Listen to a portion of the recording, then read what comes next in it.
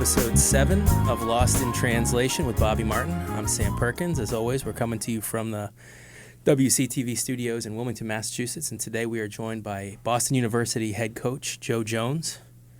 Thanks for joining us, Coach. I'm excited to be here. I can't believe it's been you in year 17 now, 16 now? Well, 12. This is year 12 at BU. Okay. And then it'll be 19 as a head coach. Yeah.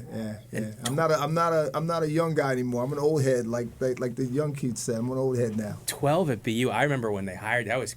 Yeah, I can't believe it's been 12 years. Yeah, that was. It feels like yesterday, but it was a lifetime ago. You're now the second longest tenured basketball coach in BU history, I believe. I saw that. Behind Dennis Wolf. Wolf, Yep. Yep. Who we're actually celebrating this summer. I know. Nice. Rashad told me. Yes. Rashad great. was like, great. I actually, a couple of my friends from those teams, I was like, are you guys going? And they were like, what is it? And I sent them the flyer. And they were like, oh, I think I might have to book it to come out. So we got to make sure they're all getting it. I'm going to ask you for the. Yeah, I got a lot of contacts of them. So be great. Don't invite Rashad. Invite everybody else. That guy's boring. Don't invite Corey either. Oh, God. He'll eat all the food. You won't be able to understand the word he says, and then he'll be gone. He's got to be there. Well, I'm really excited, to have you in here because you're a coach that I've respected a lot, and it's interesting. The respect that I've had for you actually has grown a lot as I've gotten more removed from the game. When we got to know each other, I was doing the website, I was covering it, and I moved on from that for the most part, but I've learned over the years that I think a lot of people that are, unfortunately, in every industry, but in industries like college hoops, are not maybe the most honorable people, and the more and more people I get to know, the more respect I have for you from everything I hear, who you are as a person, as a dad, just as a human being that is in an industry that doesn't always place a premium on being a good human being, I think. Oh, man, I don't know how to respond to that.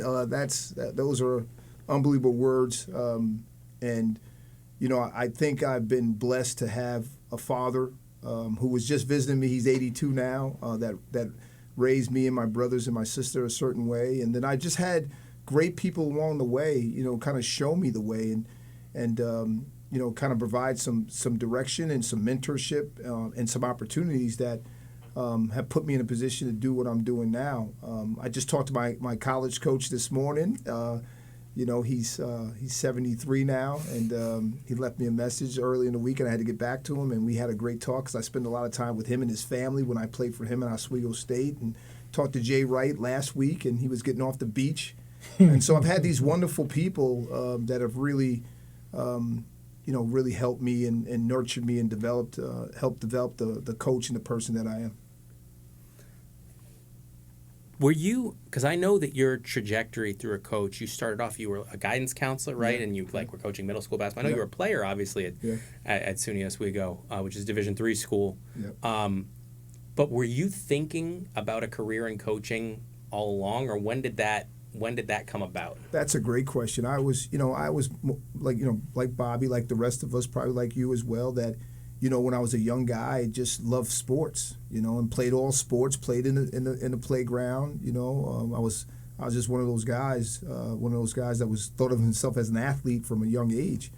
And then, I got really serious about basketball and started to understand I had to put more time into that, and that kind of became my my love. It's probably 8th, 9th grade, and wanted to play in college, and thought of myself as a Division I player. I wasn't nearly as good as this dude next to me. I wish I was, and ended up, going to a great place for me that was a great fit.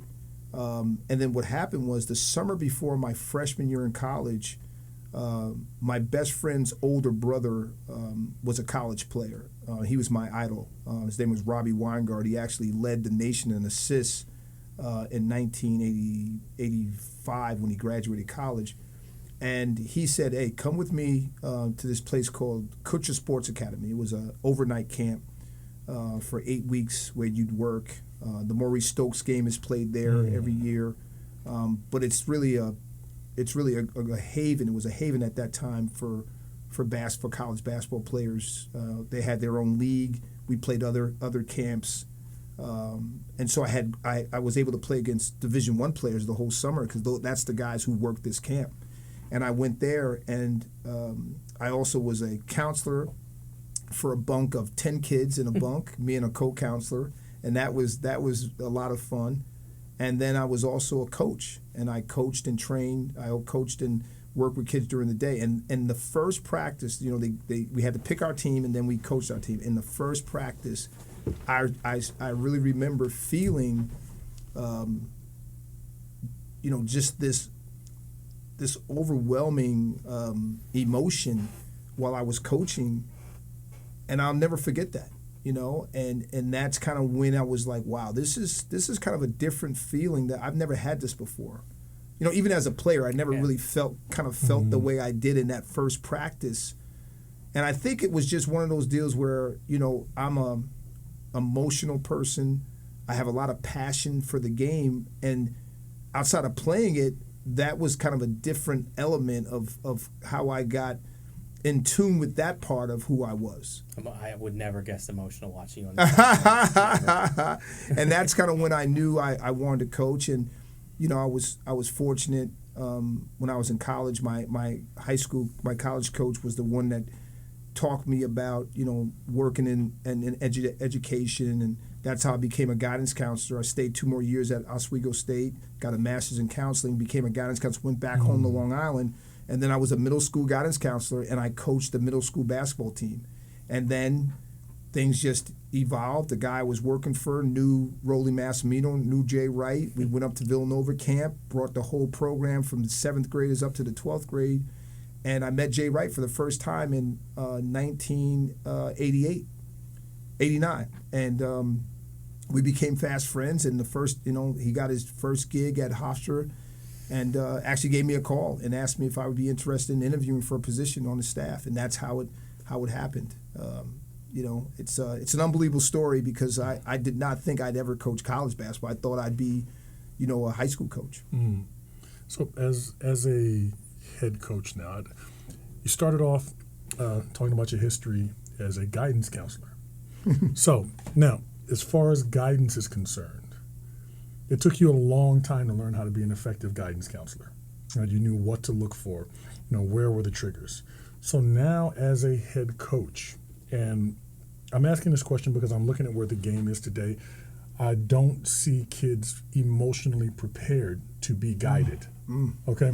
So how do you actually guide? Because you knew the time it took you to be able to be effective in guiding those kids. You can't always guide them. Part of it is they have to guide themselves, or you're looking for people on your staff that help guide them. All right? How difficult is that? Wow, that is awesome. I'm giving him a dap right now. I'm dapping him up because I think that has become like the essence of coaching now. And you said it, a lot of times they're really not prepared to handle the adversity that comes with being a Division I basketball player. They're great kids, but they have a hard time handling things when things aren't going their way. The nicest kids now struggle with that. Right? And so, I literally today, I sat with our sports psych people kind of going through our plan for the summer to try to help that, to try to nurture these relationships and help them learn how to handle these tough moments that are going to come, And so that's what we do. I think I'm always trying to evolve as a leader, and I think that's one of the things that I fully understand, that I can't coach tomorrow like I coached 5 years ago, that I have to evolve. And that's one of the things I love about what I do, is that you have to continue to work on your craft and get better, and how you connect to kids, how you communicate with them. So one of the things that her and I talked about, because she's been to some of my practices, one of the things we talked about was how I need, because I'm a very emotional guy. I'm a very, I'm hyper. I'm excited, and so I get on guys, and sometimes that's not always handled the right way. And so now it's like, okay, how can I say what I need to say to get the result that I want to get? Because that's the bottom line. Like, it's not about me feeling, having them feel like I'm the coach or I'm in control. I don't need any of that. Like that, those days are come and gone. Now it's about how can I enhance this kid's ability to do what he does well? How can I help him improve? How can I help him grow? How can I help him have a growth mindset? You know, instead of being regulated to, oh, I missed a shot, I put my head down, or I missed an assignment, now I'm in the dumps. You know, how can I help this kid handle those situations? And so I have to be able to deliver my message in a different way now. So it's goal mindset versus growth mindset. There you go. So I'm working on to answer your question, I'm working on my craft so I'm better at doing what you just asked me about. Because I want to be able to lead at a high level, I have to be able to adapt. I feel like it's kind of a delicate balance because the good coaches, you need to adjust to how kids are, today, tomorrow, the next day, which is something that wasn't always done in the past. They, rub some dirt on it and just don't show your feelings and I don't hear about it. But at the same time also, is kids do need to also grow when they're there. I always, as an athlete, I'll be honest, I sucked at taking feedback. I was terrible at receiving feedback, at not internalizing it as this person doesn't believe in me or whatever. And it's a skill that I still try to, as an adult, as a grown-up, I'm trying to work on taking feedback because I want my sons to take feedback better than I did. What advice do you have for kids? Because as a coach, you are going to try and deliver the message as a modern coach who's evolving in a way that they're going to receive it, but they're still going to have to, you're going to have to deliver some blunt stuff sometimes. And what advice do you have on kids on taking feedback for athletes? Yeah, the same advice that anyone would say. Listen to the message, not how it's being delivered. I think, and I'll go the other way. I think I have to be able to give some of that blunt feedback, but I have to be able to give maybe some stats, maybe some video. Mm-hmm. I have to offset some of those things with showing them why they're failing at something, or why they're not doing as well as they think they're doing. So you're bringing the receipts, like they would say. You got receipts. Because I think right now, I'm coming at you, and guys are being the way you were. They're being very defensive, right? Right. That's not true. That's not true. That's not true. All right, let's look at the facts, and let's show you the facts. And I think the more you can give the receipts. And you can give the feedback, but you have to have receipts now. And then you also have to work on the relationship so now they're not as defensive as they once were. Some of this is on us as leaders because we're dealing with a certain type of kid now. Yeah. That no matter what you say, that's just who they are. So all right, I could say, well, that kid's messed up. I can't. Well, this is what you're dealing with. So how can we work on that? I just hired 3 young guys on my staff, and the number one thing I told them is their job is to help bridge this communication. And I want feedback from what they think the kids are seeing because they're that age now. Yeah. And help me help them. You mentioned you wanted to evolve as a coach. We all evolved as players. So. But in order to do that, was it actually the coach, or was it the guy looking in the mirror? Because at some point, the evolution is going to involve an involution, right? You have to be willing, right, learning mindset to actually learn. And a lot of times, education is painful. Yes. Right? I am not as good as I thought I was. Yes. Man, this guy is on my butt every day. I was the man where I came from. Right? Yeah. And you mentioned, a different type of kid. So, what are the main influences? Maybe it's that you've got a bunch of lights in your face. Right? You're so concerned about all these lights shining around you that you don't get in touch with the light. Not if you go to BU. Not if you go to BU. You never get in touch with the light within yourself. Yeah. How do you grow from that? Yeah. It's very difficult. Yeah. And it's a process, but it's a process. I think that's the thing that we all have to understand is this is a different kid. You're right that at some point, it is what it is, though, right? It is what it is. You have to get better at those things. You have to be able to accept criticism. But I also think it's just a process that you have to understand that you're going to have to work to chip away at this thing as a leader, that you're not just going to get – because as you're talking, I'm thinking into my head about my team. And I'm thinking about individuals on my team.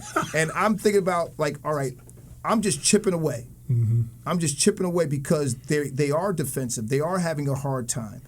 And also the world around them is so different than when you and I grew up. Like, so all the things that we learned and we had to go through, these kids, they're hearing something completely different. They're hearing about name, image, and likeness. Yeah. They're hearing about their own brand. They're hearing about the transfer portal. They're hearing about basically things that when things are not going well for me, I have an out. Yeah. And we didn't hear that. We were not able to go home and start complaining. Your dad and your mother were saying, shut up. That's your coach. If you're good enough, it's going to work. That's all you heard. And not to mention social media, too. I'm not trying to bang the drum, but, like, if it existed, I graduated high school in 2002. Like, so this is going 20 years ago. Feels like yesterday sometimes. It does feel like 20 years ago. 20 years ago already. But if Twitter, if Facebook, and if the amazing camera phones and being able to put, if it existed back then, I wouldn't have graduated high school. I would have been, I don't know where I would have, but I would have been in some kind of trouble for real, and let alone college. So I don't know how kids and coaches navigate this whole social media world where, like, everything you do has a and kids are emotional. I was very emotional and impulsive, and, like, you get mad, you get whatever, you get inebriated, right? And you just post something really stupid that's going to come back to haunt you. I would not want to be a coach dealing with that. Yeah, now. That is a true component. Like, that is and everybody knows it, but that's a huge impact on what these guys and how these guys are feeling about themselves. I mean, this is a big time job trying to be the leader of a Division I sport in basketball now. It is a much harder job than it was 5 years ago because of all the things you're talking about. And to try to keep those guys, like, the thing is, like, there are times you can keep them focused on the right things, and shoot, 2 weeks later you're looking around going, oh my God. Then you got to get them back on track. Like, can you just be a program that this is how we do things, this is how we play, we're very consistent. To do that is really hard. It's really hard to do because of all the other influences that they're getting that we didn't have to deal with any of that. Right. Right. We just stepped in line because there was no other way to go. Like, first of all, wherever we played, there's one team. There's not 4 different options. You couldn't just jump on another team. There was nowhere else to go. Your parents were telling you this is the way it was. And then you saw the older guys doing it, so you're like, okay, this is how I got to do it. I can't complain. No one's listening anyway.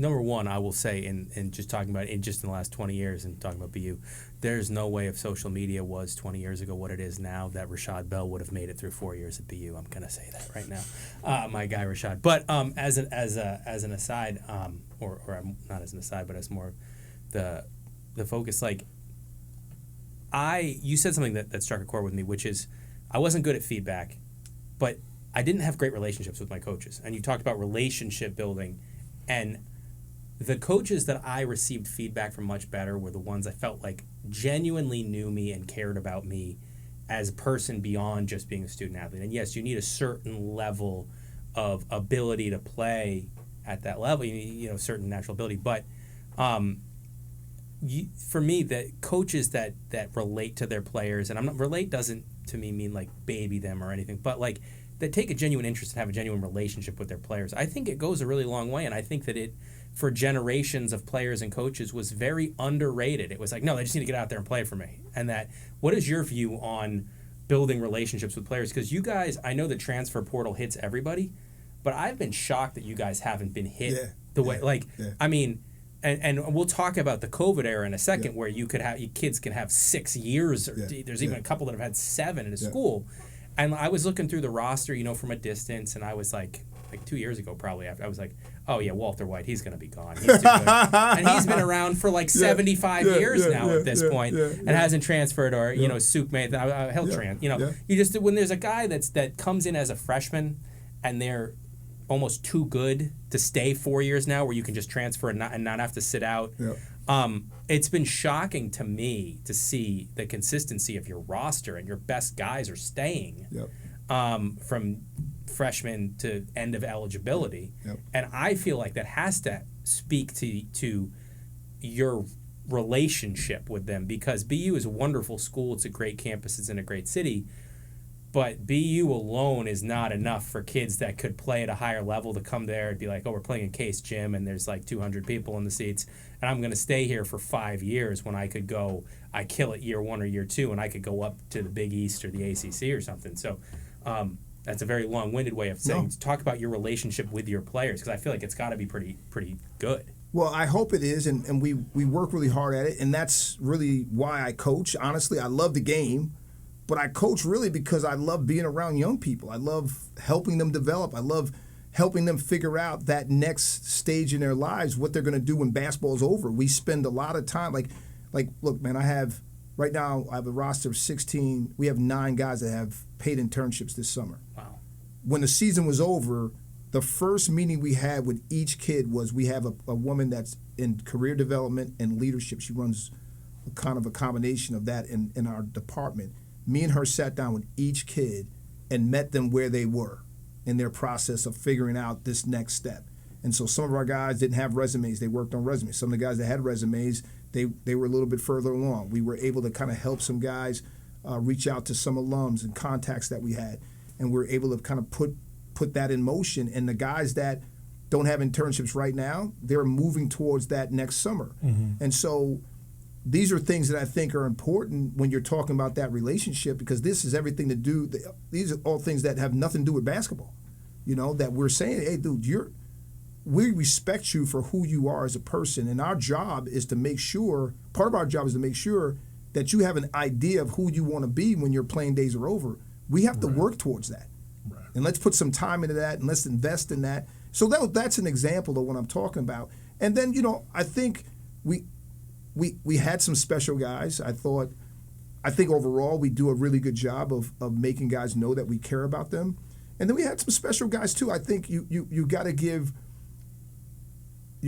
some onus to Javante McCoy, who was a good enough player to leave. Mm-hmm. You know, any year he wanted to go, he could have moved up and played. You got to give some love to Suk Matone, who turned into a great player as a senior, and even a better one as a super senior, and could have left and played at a lot of different places. And we all talked about Walter White. He could have left after year 1. Yeah, and Walt's going on his 6th year. But let me tell you what happened with Walt. So Walt comes in as a freshman, and him and I had, Walt was raised by his mom, and, he had, some tough situations growing up, and wanted to have someone that was a role model, a male role model for him, and someone that he thought he could have a connection with. And him and I really kicked it and had a great relationship during the recruiting process, and it's only improved now. And one of the things that Walt said to me in his freshman year is like, Coach, I want to be able to help people.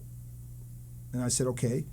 He said, I'm thinking about becoming a social worker, and that's what his mom does. And I said, look, that's great. I think that's an honorable profession. I was a guidance counselor myself. I said, but I think you could do something that could maybe impact more people. And I said, I think we should start to look at the field of public health for you, because I think you could get into a lot of things within the field of public health that can help you. And so on my block, on my street, Joe Allen, if you look at CNN and during COVID, he was probably on all the time. He runs public health at Harvard. And so Walt worked for him after his freshman year, and he's worked for him every year. And Walt so now Walt has a master's degree. He's working on his master's degree in field of public health. And this summer again, he's working for Joe Allen and his team. And Walt's going to be able to do a lot of great things, for individuals that need someone that will speak for them, because he's going to be put in that position now, from what he's been able to accomplish academically at BU. So now he's got a chance to go. And I thought he was going to go after this year. Like I literally said to him, I'm saving a scholarship for you. And he said, well, I don't know if I want to come back for 6 years. And I said, I absolutely understand. I didn't have another conversation with him. Then the year is over. He comes up. He goes, I'm going to stay another year.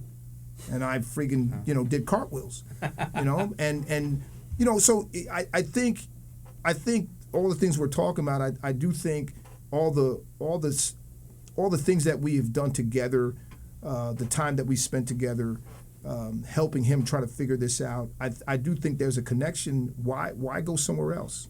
And I think also understands that a lot of these guys that have moved up have not done well. Yeah. Yeah. It's not easy to go from being a big fish in a small pond. And you have to learn a whole new system. Yeah. So we're talking about the guys that, quote unquote, get it. Okay. Yep. What about the guys that die on the vine? What about, without mentioning names, what You have what some of those. advice You have some would of you those. give the guys that die on the vine? Yeah. What do they share in common? Yeah.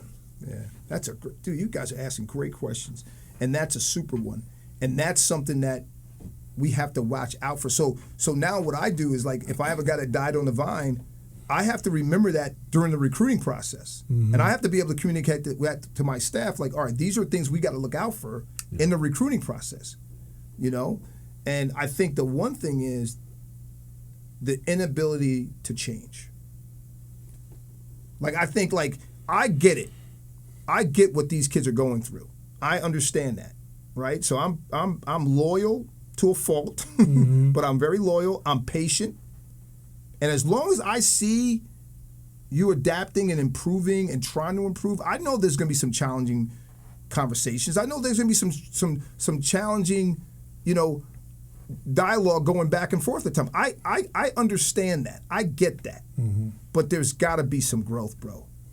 I can't keep having the same conversation from freshman year to sophomore year to junior year. I can't keep having that same conversation and then I'm watching the same behavior, and I'm seeing an inability to improve as a player. When I start seeing those things, and I'm having the same conversations, now you're hurting the people around you. You're hurting your teammates. You're hurting our culture because you're not adapting. You're not improving. You're not getting better. And sometimes those guys get passed by, and sometimes those guys may have to go. So would you say there's a correlation between who the player is and who the person is? Oh yeah, no question. No question. You, as we all know, like, usually when you have a guy that's a selfish player, Yeah. he's a little bit of a selfish individual too. Yes, sir. Yes, sir. It's a direct correlation. You see that. Great questions though. This is awesome. What do you look for?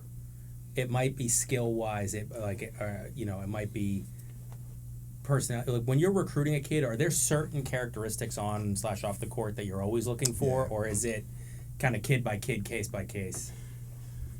Yeah, this is another great. We were just having this conversation in the office yesterday, and I think the things that I want to see from a personality perspective, and it's hard to find, man. It is not easy to find, but I'm looking for guys that are leaders. Like, I want a guy that is comfortable in his own skin, that can think of others, and sometimes put others in front of his own, his own accolades. Can he do that as a youngster? Is he someone that I think as he matures can get there? Right. Right. I'm looking for someone that people like. Like, coaches like talking about him. The teammates like him. Those are the guys that I want.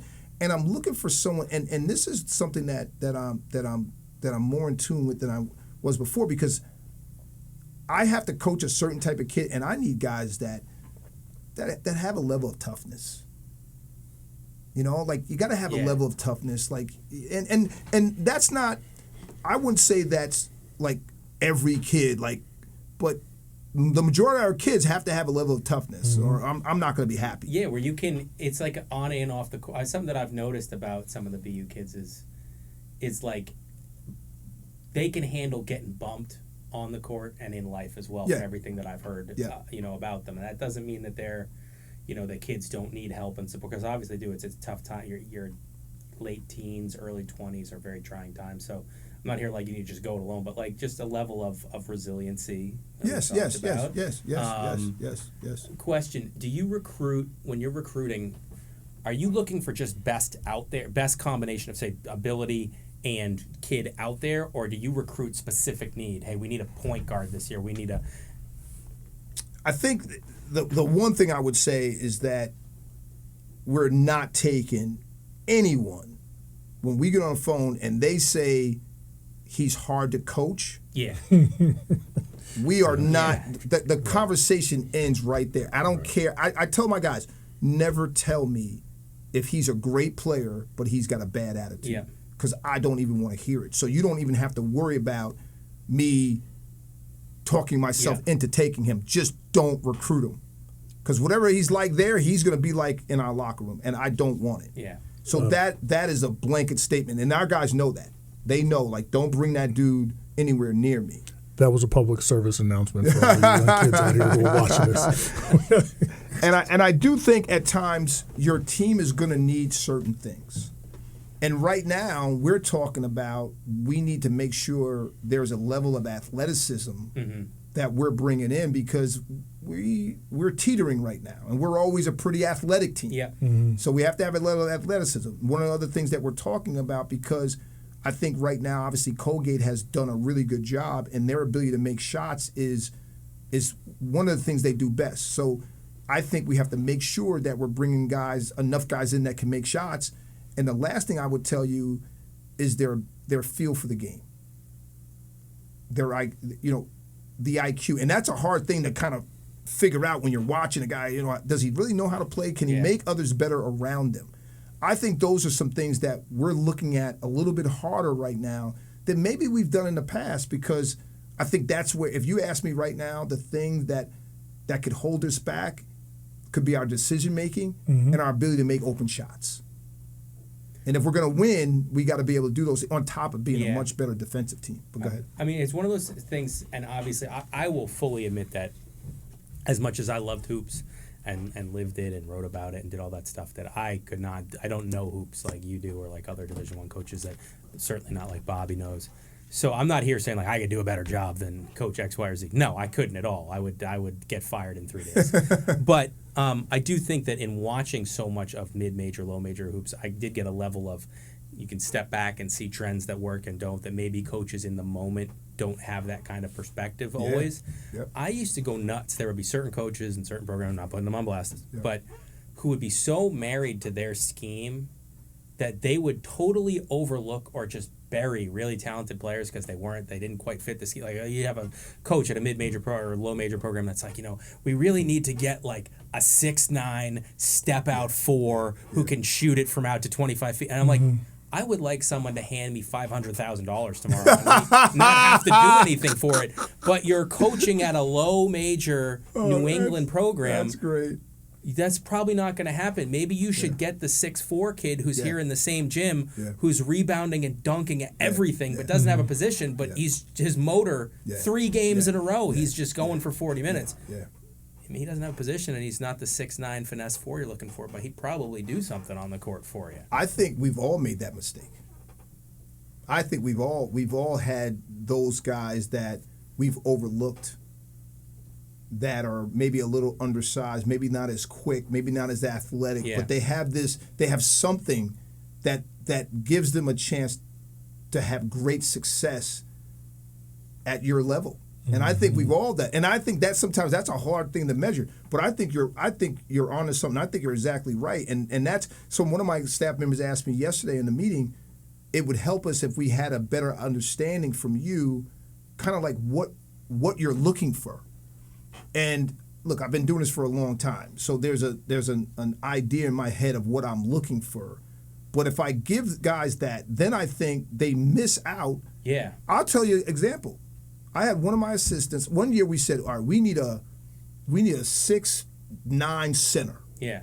Because they're big. There's bigs in our league. Yeah, the Patriot League was a lot bigger than the American. We need bigger. We need bigs. So we go see Marcus Santos Silva play, my assistant. Right. And comes back and says to me, he can't play for us. So now Marcus Santos Silva comes into my gym one day, and they were watching practice. And I looked at him, and I'm like, this dude's a beast. 6'6", grabbing every Then rebound the in next place. week is the spring season starts. Yeah. I go see that dude play. He's got a double-double in the first game. The first game I watched, he has double-double. And I call my sister, I go, dude, what the heck? He goes, well, you said you want a 6'9" center. I said, never again. Yeah. Never again. You can't recruit that way, Right. in my opinion. You have got to, you can go, there's got to be a baseline of what you're looking for, but if you start to pigeonhole it that way, it's a hard thing to navigate because you're going to lose out on guys like Marcus Santos Silva. I'll never forget, and this is a little bit lower, but like, so you guys weren't in the conference at the same time because BU left and UMass Lowell kind of backfilled as they came up. Yep. UMass Lowell had a kid. He redshirted his first year named Jihad Thomas. I don't Oh know my if you God. ever got to see. I still have nightmares. Jihad Thomas. I still have nightmares. He had one Division I offer. Came a senior year from UMass Lowell, and they are it's going to be their first year of Division I. So literally, you're talking about the absolute bottom team in Division I because they're just moving over. His only offer, because they listed him at 6'3". He's probably 6'2". No question. 230 pounds, No and question. not an athlete, not like a Charles Barkley plays above the rim guy. Doesn't barely dunks in the layup line. He went to UMass Lowell for redshirted for the next 4 years. Was just incredible. Dominant player. He averaged almost a double-double. He had a 40-point game. He had a triple-double while he was at UMass Lowell. You know, he was leading the league in scoring, you know, and he wasn't a shooter either. He just outworked everybody. Yes. He could either, if you were big, he could go by you. If you were a guard, he just flattened you. Yeah. And he was unstoppable at that level. Yes, he was. And I've seen other players like that at the America East and the Patriot League and even the CA, like the lower.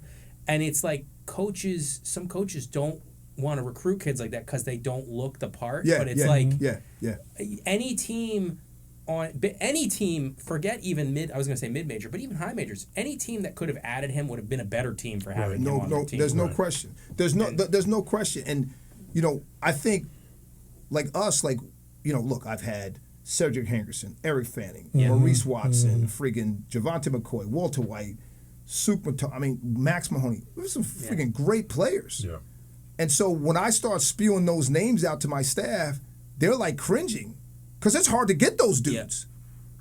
But we got to get guys like Thomas. Like we got to be able to get guys like him too because Cedric Hankerson's hard to get every year. Yeah. You know, we beat out Virginia Tech and Minnesota that year to get him. So it's like you're not always going to get that guy. 9 times out of 10, when you're a mid-major, you're going to lose that You're going to lose that battle. He's a very special kid. We tried to recruit Geo Baker. We went nuts on Geo Baker. We recruited, and he had no offers at you know, the Big Ten level, and we exhausted ourselves. And as soon as they watched him play in the spring, it was over. Like, we're not getting that kid. Like, you know, he could create a shot like that, but you run that risk at times. You can't do it with a lot of kids. You got to do it with the right kids. But we got to find some guys like him. Like Max Mahoney was that guy. Yep. Max Mahoney was a guy. Max Mahoney was a guy that a lot of people passed on. It was like us, Dartmouth, and Yale. And Yale, my brother, they thought they had a kid that was better, so they had Max for official, but they didn't really want him. Max was incredible at this level. And Max was that guy. Like Max was a guy that even as a freshman averaged 5 points a game, and then 13 as a sophomore, and then broke the school record 3 years in a row for field goal percentage. Athletic and big. You know, won us a championship. I mean, and I'm going to talk about the championship season specifically. I want to get there for COVID, but you know, it just, to me, every year, I'll tell one. I haven't told too many stories about, you know, this isn't. I'm wrong plenty, but certain coaches this year are not listening to me when I tell them, hey, you might want to look at this guy. Several years ago, there was a kid that I had finished up my playing career and was playing in the semi-pro summer league that had like former pros and then current college players and a couple of really great high school players. And I caught a kid one year. Our first game was incredible pitcher. And they're like, hey, he's a pretty good basketball player. I went and saw him play. And I was like, oh my God, this kid's incredible. I reached out to every single America East coach, because I was connected with. Every single one was like, he doesn't really have a position. 6'3". Pat Connaughton has now been in the NBA for how long? Yeah.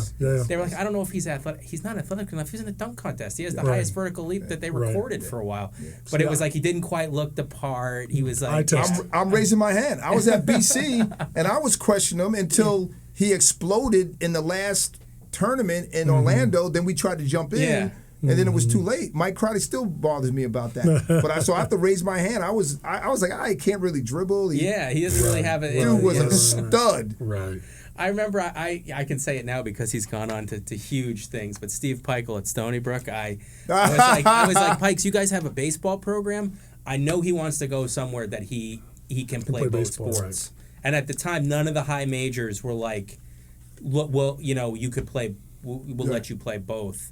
And they weren't even really looking at him at that time. Pikes was like, I don't know. He doesn't really have. And then the spring, and then he just blew up. Yeah, and he it was blew like, he's up. not going to Stony. Pike's a He's not great going coach, to go. too, as we know. He's a great guy, too. Yeah, he's unbelievable yeah. guy. Not bagging on Steve Peichel because everybody passed on Pat until it was too late, and then he'd just blown up. But I want to talk about for you in your career adversity, I guess, coaching first, because before we get into the COVID season, you know, it hasn't necessarily been a smooth. You went to Columbia and they had just an awful record before you got there, and it's like you kill yourself to make them respectable, and that's a big one.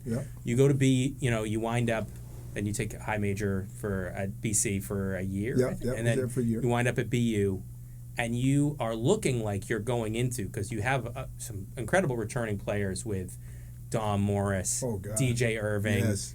You're supposed to have Jake O'Brien coming back. Who Jake I talked to last week. Jake was best player. I never got a chance to coach. He was freaking terrific. So Jake's there. You land Maurice Watson, so you've got the fastest backcourt that I think any mid-majors had since BU back in like when they had Chaz Carr and Matt Turner. But probably the fastest backcourt in the country.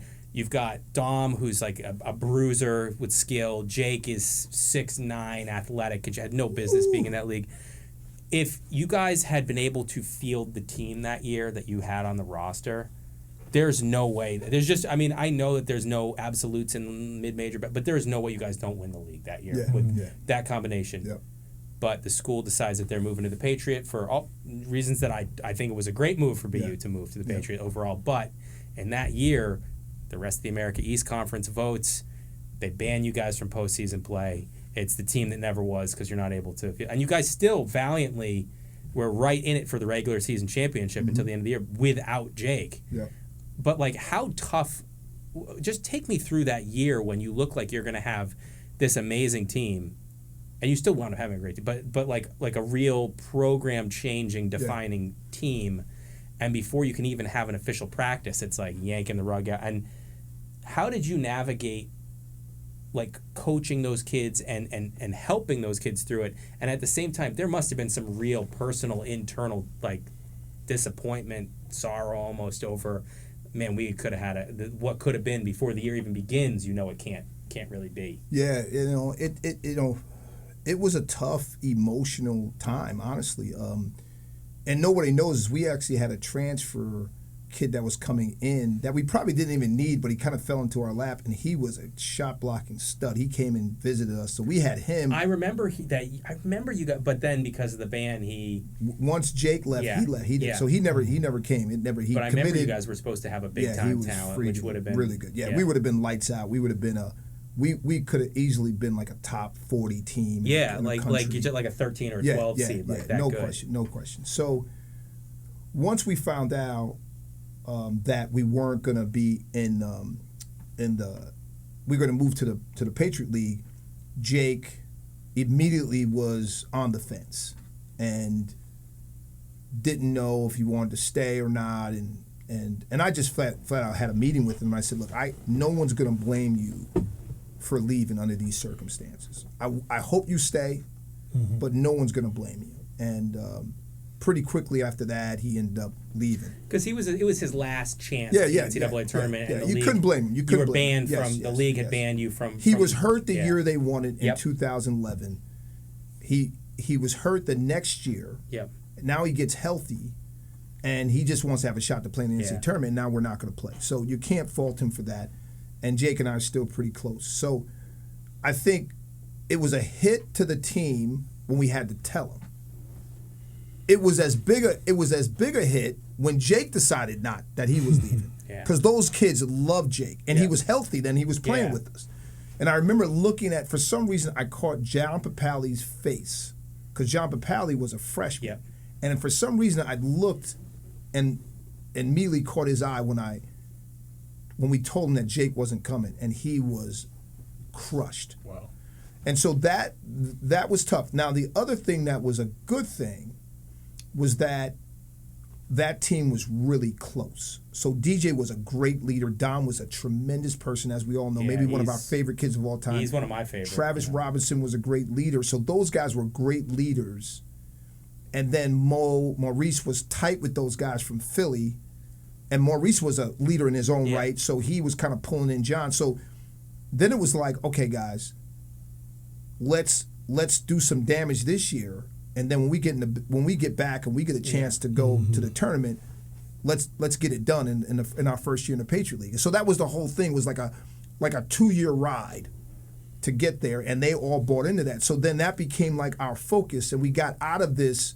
We didn't really deal during the season with, oh, this stinks, we're not going to play. It really wasn't about that. We were just trying to get better every game. We knew we were going to play in the postseason in the CBI or CIT, and it was really like, let's keep building and then knock it out. Yeah.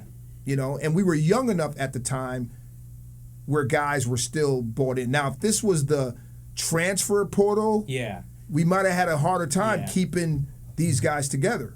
You know, but that was the whole thing, that we were able to kind of sell to them right away and not just wallow in our sorrow. You know, and I think that's one thing as a leader. I work for Jay Wright. Jay Wright was never someone, when he got knocked down or he got something bad happen, you never saw him wallow. He always was like trying to use it as a positive, trying to learn from it, and thinking about how he can use that to improve the situation. So that's just my mindset when things happen. I'm like, oh my God, I can't believe that happened. But my mind just shifts right to like, okay, what can we learn from this? How can I use that to be better tomorrow? And the same thing when you lose a game. Like, you don't have time to be. You got to get on to the next thing. So for me, that's kind of how we handled that situation. How do you getting back to the kids for a second? So there's this great Geico commercial, right? I'm not sure if you've seen it, but it is Pinocchio. And he's talking to the speakers, right? And he said, you know, you've got potential, right? And his nose, right? I love you, Bobby. I love you. So I'm asking the question, some guys, you know, and I'm saying this because a lot of times parents are the problem, all right? Yep. So what we're trying to do is explain to the kids that ball is not life, life is life. Yep. Okay? And ball is entertainment. Yep. Right? But it's entertainment. But we're talking about coming back from adversity, you know, Jay not holding it in, just going for it again, you saying, you know what, I've got to keep it moving, keep the downtime to a minimum. Yep. When we're recruiting these kids, they don't understand that this is a 1-year renewable. Yep. Right? And their lack of growth is going to determine whether they stay there or not, right? And I'm talking personal growth at that time, because normally coaches, you don't get rid of anybody if they're, you know, personally they're really fighting hard for you. You know, look, but the business says that, you know what, if you're not giving me either, you've got to go. Yeah. You know, and they're all. I mean, Sam brought it up. You know, they're all thinking about the bag now. So what bag you talking about? Bag man? But what are we talking about? Bag lady? Look, if you don't get it right, you're gone. So if you don't grow, please. I mean, and I'm in a different situation. Like, I've been a little above, and maybe it doesn't last. Maybe you know it doesn't, and we've got to be working. So the NIL stuff hasn't really impacted us. The portal right now hasn't really impacted us, and I'm at a place where they're not going to let you just get rid of guys. Like, that's not what you can do at BU. That's pretty admirable. I mean, They're not at schools, you know, that it's like, hey, you might be a great kid and you might have done everything that I asked for, but I can bring a better kid in. My AD, Drew Maricello, is not about that. Yeah. So that's not going to happen. So that's not even something that I like. There was a kid that I moved along, but he had graduated in 3 years, and I said because I don't see the growth, and you're impacting this culture. I think it'd be best if you move on now. You know, and so that can happen. But and if the kid doesn't have a behavior problem, and he's just not playing hard, we're not moving him along. Right. You know, like you may tell the kid, hey, you may not play. It might be best for you to move, but we can't say we're not having you back. That's not. he's not letting you do that at BU. And I agree with that. You better get that right when you're recruiting them. Yeah. Shout out to BU. Yeah. Shout out to BU. I mean, BU is the reason why. It's funny when you were there was the reason why that I expanded my website because we were just America East, and my alma mater Northeastern had left a while ago. But at the time, I didn't have a great relationship with Northeastern. I do now. Now I'm very much back involved there. But when you guys left, I was kind of like at a crossroads, and I was like, there's no way I'm not covering PU. So we're just going to have to expand and do Patriot League and some other stuff. I want to ask you about the year that you guys, because you had some really great teams, near misses, Patriot League championship game, lost to American, had an incredibly talented team with Dom and DJ and Mo. And it's very hard to the best team over the course of the year at the big time schools, they're going to get a bid to the NCAA tournament. It's not going to come down to one game in March.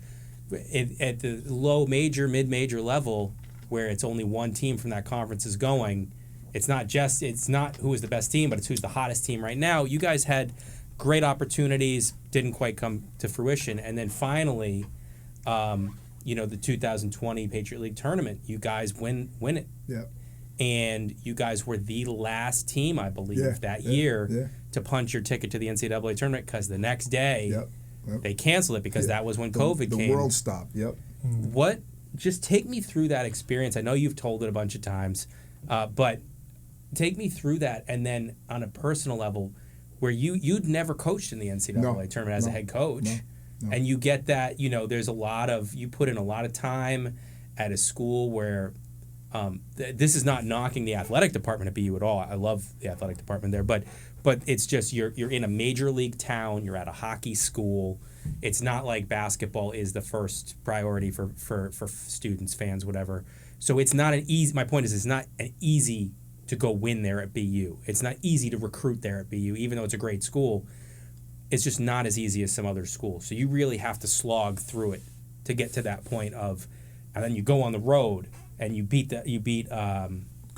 Colgate at their place, and you've got this incredible team, and Walter and Max and all the and then you don't actually get to experience the NCAA tournament. Just take me through that, what that was like. So I think the first thing I'd say is when we lost in 2014, we were clearly the most talented team. We were a great team, and I did a poor job of getting them ready for that experience. Our whole thing was, we had something to prove. We had some guys not make some all-star teams, and so we were focused on all right, we're going to prove to this league that we're the best team, and so we were overconfident, and I was going with it. Mm-hmm. And when we got in the moment, right from the start, we weren't emotionally prepared for that environment because everything felt different when it's all on the line and it's there, right? Mm-hmm. And so I just put that in the back of my head, right? That went in the back of my head. We got beat pretty badly, pretty soundly by a very good American team, and I just put that in the back of my head. So this time around, when we got to the championship game, my whole thing was I got to prepare them. So one of the first things I did was we went to Colgate 2 days early, and we just played music during practice just to emulate what the environment was going to be like, how loud it was going to be. And so we did that for 2 days. And then we just talked about this game is going to feel different. We can sit here and say whatever we want, but it's going to feel different. It's going to be different. It's going to be a different energy. We've got to be able to embrace that moment.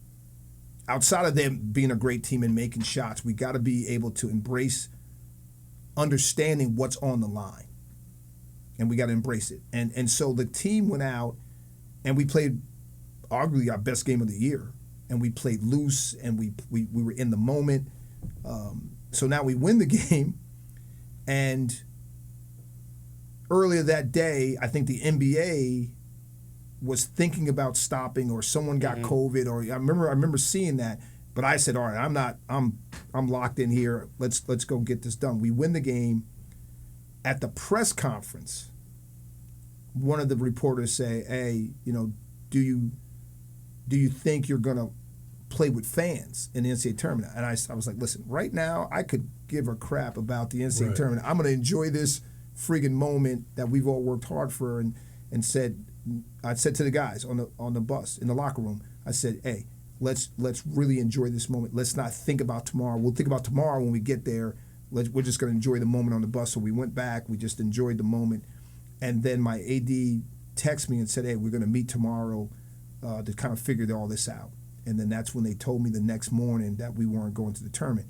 But I had already kind of come to that conclusion that this wasn't going to March 13th. Going to case. Yeah, March 13th. Yeah. That's crazy. So then we had to tell the team, and the women who was playing in the championship game earlier that day, they were crying.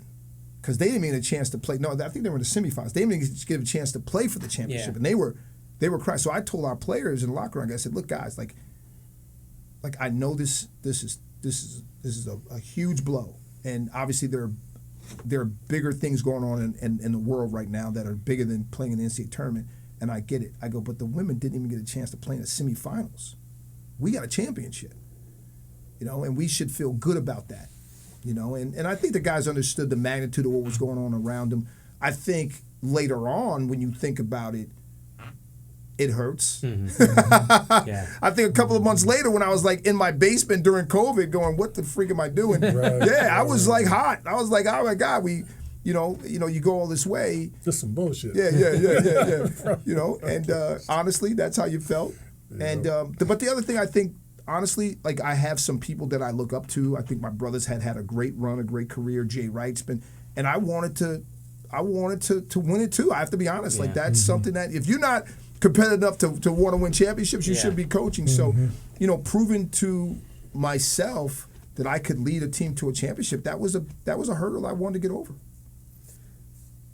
What was it like? Because we talked, kind of circling back around to your relationship with your players and all about kind of mentoring and helping them grow. What was it like once COVID we really got into the thick of it? I think back on that sometimes, and it was, it's not like it's over, but, the world has opened up a bit now. I think back on, what we talked a couple episodes ago about during it for months. I didn't know what to do with my son Jack, and we would just go to the train station in Worcester and just watch the trains because it was something to do. But like that couldn't be easy on the kids, people, your players. What was that like when you don't know when you're going to have another game? That was brutal. That was brutal. Right from the start, it was brutal. So what we try to do, we brought our team back. I remember we didn't have any summer session, right? So then we said, okay, we're going to bring guys back the first possible day we can bring them back. So BU was trying to bring kids back in different pockets, right? Yeah. So I said, all right, you guys get on that first tier. That way, when you get back to campus, we'll get going. 2 weeks before they're coming to campus, they start telling us, all right, you can't work out with your team until, and then so now these guys are here. We can't work them out. They don't even want them playing. Right. So then I caught wind that our guys were playing pickup. I had to reprimand them now for playing basketball together. So then when we started our whole thing, and this was really hard, we had some really structural things that we had to do that many schools didn't have to do. Yeah, I remember. So you we guys tested more. And we had to wear masks, and then the other thing that they said was we can't have our whole team together. So then we had to split them up into two different pods. So they were playing 3-on-3 and 4-on-4 the whole fall. Yeah. Then we didn't even know if we were going to have a season. Then we find out, okay, we're going to have a season. It's going to start in the end of December, early January. So now we have to make a decision because they had been there since August. I didn't want to keep them through the season because now they have to be there during Christmas because you're starting right after Christmas. So I said, okay, we got to let them go home. Now, this is the mistake that I made. And I listened to my staff. I'm going to blame my staff right now. and I got to blame myself because I'm like, all right, let them go home for a week. Then they have to quarantine for 7 to 10 days. I can't remember. So now we're not going to have them for 14 days. Okay, we still have enough time to get going. Yeah. My staff says, hey, let them go home for 2 weeks. So now they're going 2 weeks home, 7 days quarantine. So now they're not going to have from 21 days. So then I'm thinking, well, what if in that span somebody gets COVID? We're going to be screwed. Yeah. I let them do it anyway. Yeah. I was calling Division III guys. I called my old coach because that's what happens Division III. You go home for like a month, then you start again. And I kept saying, and everybody was telling me, you got enough time, you got enough time, you got enough time. Because when we did the math, it was like we could have them on December 8th. And I think the first game might have been like January 2nd or something like that. So it's almost like a month you were going to have them. And you think that's enough time. They get back. The first 3 days, you can't do anything because they've been in a room now for 7 straight days. Right. You don't want to get somebody get. So the first 3 days, you're not really doing much. Yeah. You're trying to get them going. Learn how to move again. Yes. Yeah. We get to the 5th day, kid gets COVID. Now we're back in. We were just out of it. We're back in for 10 days. We get out of that. We got like 7 days before the first game. Yeah. Wow. And I got 3 guys hurt. Wow. Walter White's hurt. Javante's hurt. And someone else was hurt. Oh, it was a horror show. And then, we had a horrible year. We had like one great weekend. Yeah. That was it. But we lost to Colgate 5 times that year. Wow. Yeah, because they were playing the pods where you just kept playing the same. Yeah. Okay. We played Holy Cross 6 times. We went 3-3 against Holy Cross. We lost 5 times to Colgate. That's got to be We were demoralizing. 1-3 against Army. We beat Lafayette twice, and we beat Lehigh in the playoff game. Had to go back up to Colgate, lost to them in a playoff. It was unbelievable. I'd never been through anything like that before, but just it was just really hard to watch my guys they had to handle so much. Mm-hmm. And then we had to wear masks while we were playing. That we're was the my only question. division, Yeah, you the didn't only have to wear Division masks. I team Yep. to have to wear masks. So, but you're sharing the same basketball. Sharing the same. I mean, it was. Just- listen, I'm not. just saying. And listen, I'll tell you right now. What I've gotten really good at in my life is if I can't control it, I do not allow it to impact me. And I just would not. The guys would complain about it. I'm like, this is what we got. Wise There was no man. complaining about it. There was nothing we were going to be able to do except for play with masks. That's it. Yeah. So handle it because that's what we got to do. But my team had a hard time of handling that we had to do it and nobody else did. Yeah. Oof. I know that we've talked a lot about, and we're gonna have to have you on again at some point because there's so much that we haven't even talked about. And I know sure. You got Division I duty, but something that I want to ask about because Bobby and I have talked a lot about personal stuff, fatherhood, all that sort of stuff, much more than just hoops. So you have how many kids do you have? I have 2 kids. 2 kids, and how old are they? I have a daughter who's 20 and a son who's 16. Son's 16, daughter's 20. So they've been basically your entire coaching career almost. You've been coaching their entire lives basically at the college level, either as an assistant or, you have a wife. Yep, A wife. yep, So, Kristen, how do you juggle being able to be an active part of their lives with the demands of being a Division I coach? Because it is not. I couldn't do it. The amount of time you have to spend on the road, in the office late at night setting film. I know both your kids are athletes. Yep. They've got their own stuff. As a parent, you want to be there for it, but you might be coaching, or you might have to go to this event to recruit, or you might be riding a bus back or something. Like, how do you juggle that? Yeah. Including with the wife. Yeah. That's tough, man. Yeah, she's and everyone will tell you, like, if it's gonna work, you have to have someone as your partner who is incredible. I mean, she's the MVP of our family, and not only my immediate family in my house, but my whole family. They all, everyone talks about how great. My dad just visited me from Tennessee, and he went on and on about how great my wife was, and she's a great mom, and she's patient, and she's all about my family, and it's been able to work out because of her and what she's done. She's made it work, and for me. The one thing that I did was that I was always just going to be dad. Like, I wasn't going to be coach. So when my kids went and played sports, they weren't getting in a car and me ripping them for, what they didn't do, and I'd make some suggestions, but I wasn't going to be that dad because I wanted to be dad. And so my son's a good player. My son's going to be good enough to be a Division I player. There's no question about it, and he's good. But I'm dad. And I worked him out a lot. I'm working my daughter out at 4:00 today. She plays at Bowdoin. She's a heck of a player at Division III and had a great year at Bowdoin. And, it's worked out. They're both great kids. They're great students. And a lot of it is their mother, the way she raised them. I mean, I was supportive and I was there when I could be there. But she did the heavy lifting, especially when they were younger. She says it all the time now. She's like, "Oh, you take over now," but when they were younger, you were nowhere to be found. When they were when she was changing those diapers, and she had both of them all the time. And I was at Columbia at the time, and I was a fanatic. I have to admit that. Like I was in that. So I lived right across the street from Columbia, but I was in the office or on the road like crazy when I was a young coach because I didn't know any better. I didn't know how to balance it. I knew I had a shot to be successful, and I was taking it, and my wife did a great job with the kids, and then when they got older and they were able to to go to the bathroom on their own, then I stepped in, But it's been a great ride. They're both great kids, and just lucky that my wife's been so good. Yeah, that's great. I mean, I love the fact that you said you just wanted to be dad. Yeah.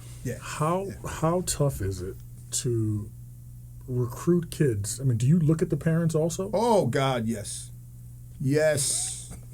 And you said it. Like listen, man. I just wanted you to say it. That's listen, man, like it is really incredible.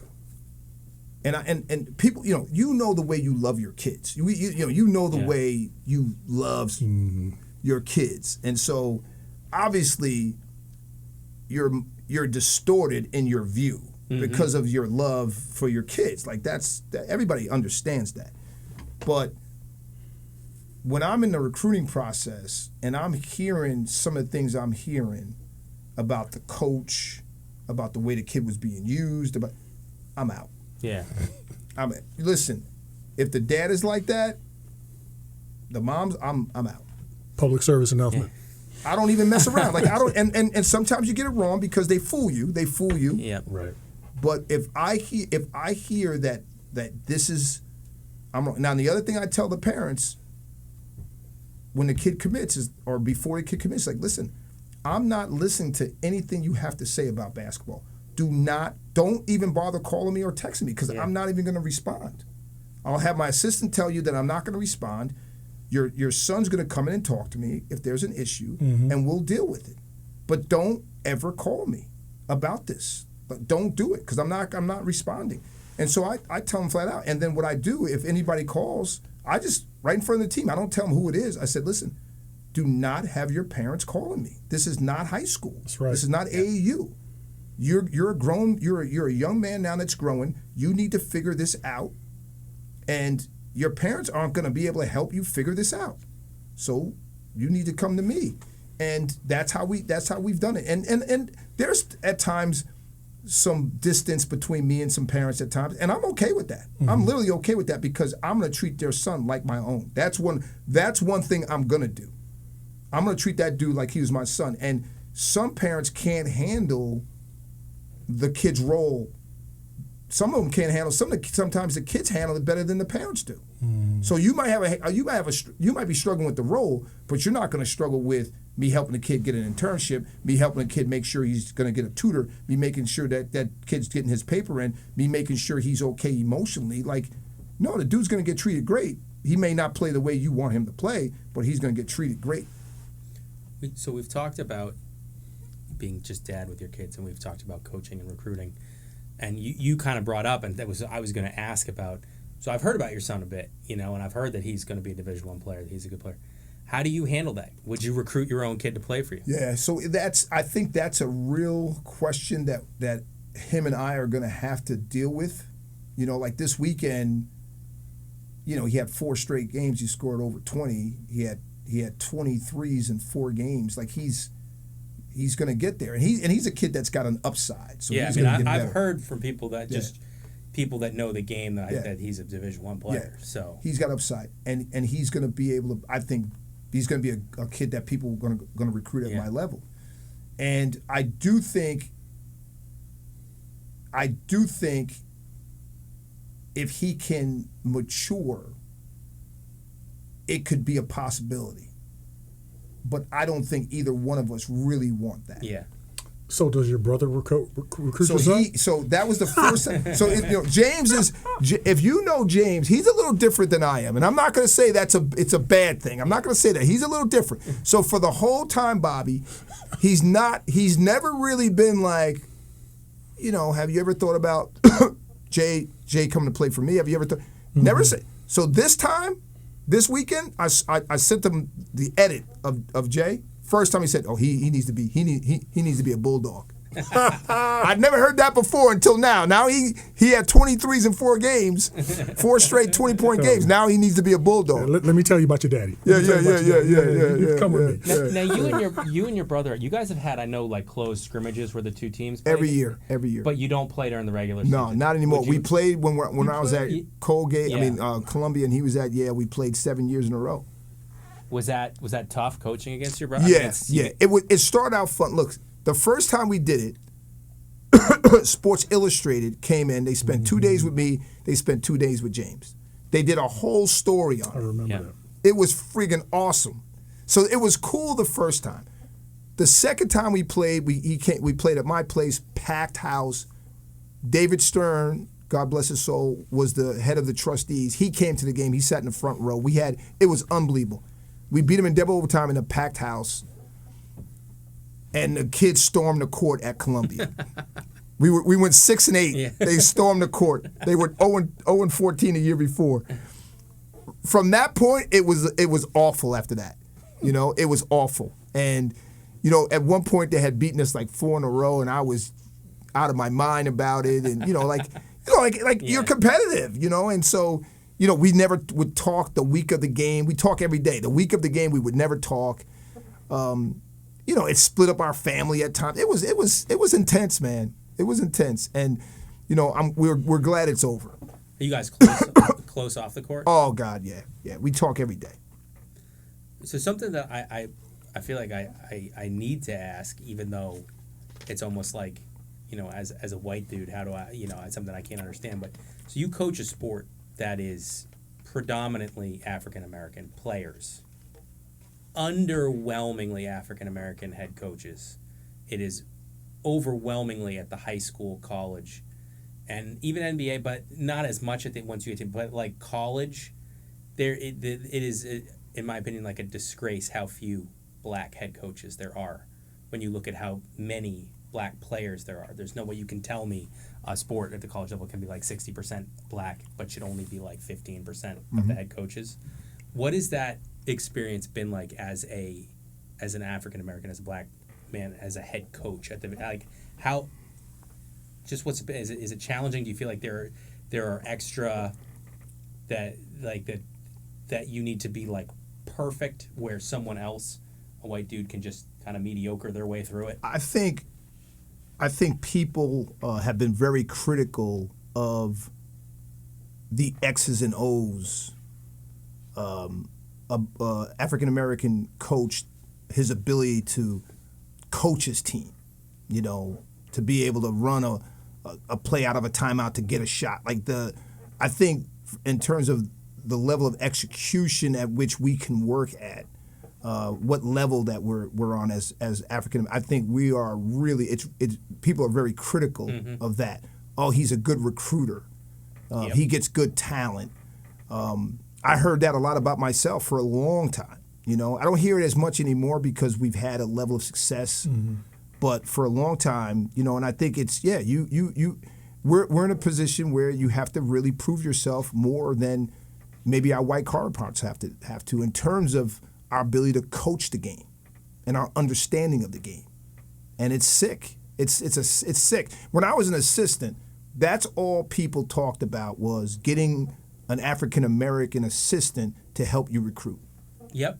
That was like a thing. I got to hire, and people still say I got to hire a black guy. They don't want to hire. They may not want to hire a black guy, but they feel like they have. They feel like they have so to they can have a relationship with their players through their assistant. But it's like, make no mistake, I'm not going to say even in my opinion, because it's not. It's so blatant that I'm just going to state it as fact. When you have people that are constantly questioning the ability to like X's and O's of every single black potential it's a racist head coach. Statement. It is. It is very thinly veiled racism because you're saying these dudes that are good enough to play the game. And you can't just talent your way through basketball. No. You got to understand the game in your sleep to be able to execute as a Division I player. No question. But you're saying, they're good enough to play the game, but they're not good enough to understand the game in a way to be able to coach it. It's just racism. And it's not, I'm not saying that's in my opinion. No, just it is racism, the way that the ability to game plan for every single black head coach at one point or another, and assistant, because every assistant wants to be a head coach for the most part. The ability to game plan is put under a microscope and criticized and doubted in ways that it just is not. No question. It's such a tough subject to deal with because, on one hand, you're an African American coach and you're looking to recruit some African American players to give them a chance also, right? So it's a great sport to play. So now you're under pressure from what would be considered racist ideology, okay? But at the same time, I think the thought process is Maya Angelou. Still like air, I rise. Because you don't have time to think about it, right? You got too much other stuff to do, right? I mean, it is to me. I couldn't. No doubt, brother. You said it. You said it. I just personally, I don't understand, and I could spend a whole episode of it, and it's not. My wife has given me new perspective, even though I grew up around, in a very mixed school and best friends that were black and dating and all that. My wife, because she was a social worker, she now runs her own private practice, is able to explain things in a way to me and experiences in a way to me that even though I thought that I was enlightened, it's still I don't know how you go through a day as a black man in America, or just a black person, let alone a lifetime, because the weight of dealing with all that and that unfairness and inequality. And then with you have one bad year, one bad season, which is a couple months. You can have one bad month as a Division I coach, and suddenly it's oh my God, my job's on the line. And that kind of weight from both society and then the profession you're in, to me, is I don't know how you manage that, how you deal with that kind of thing. You know what I think takes over? We all played sports, right? 2 points to make. We all played sports. We never played because somebody wanted us to play. There was that music of that basketball. There was something we wanted to prove it to ourselves. We just knew that we were going to have to play against somebody else. It wasn't about me being better than you. It was about me finding out how good I could be. I'm reading a great book right now, right? Viktor Frankl, okay? Man's Search for Meaning or somewhere, but he's a Holocaust survivor, right? And he's talking about he's a psychotherapist, and he's talking about his experience through the Holocaust, right? And he was in Auschwitz, stayed there. They were going to let him out, but he chose to stay with his parents. In the end, after all is said and done, you realize what's going on. You can feel it. You can taste it, right? You can that racism. You can, but you know what? Again, you don't have time to deal with it. Don't have time, because if you do, then you do a disservice to everyone that's come before you. My Jewish brothers and sisters always say, never forget, right? Well, we do the same thing. We never forget. Our parents brought us up a different way, man. It's no different. It is what it is. That's a great point. That's a great point. I mean, I know it's there. I feel it, but I don't wallow in it, because then they win. Mm-hmm. My thing is, and I'm with you, Bobby. I'm not really trying to prove anything to anybody. I really wanted to prove to myself that I could lead my team to a championship. And now the thing is, can you lead your team to multiple championships? Right. Can you get BU on another level? I'm not trying to do. I would like to do a great job because I love BU and I love the people at BU and I know who I am as African American, and I would like to leave it in a better place I found it. So then the next person they hire. And I want to do it for young African American coaches as well. So there's a lot of reasons I'm trying to do what I'm doing, but I'm not going to let some joker in the stands who may be racist and has things to say about my coaching impact what I'm doing. I'm past that now, as a 56-year-old man. Well, Coach, thank you so much for joining us. This was today. awesome. It was. I knew it would be good. I didn't know it would be this good. I have to be honest with you. I knew it would be good. This was awesome, man. Bob, nothing but respect and love for you as a player and as a man. Same thing with you, Sam. Thank you, Coach. guys are great.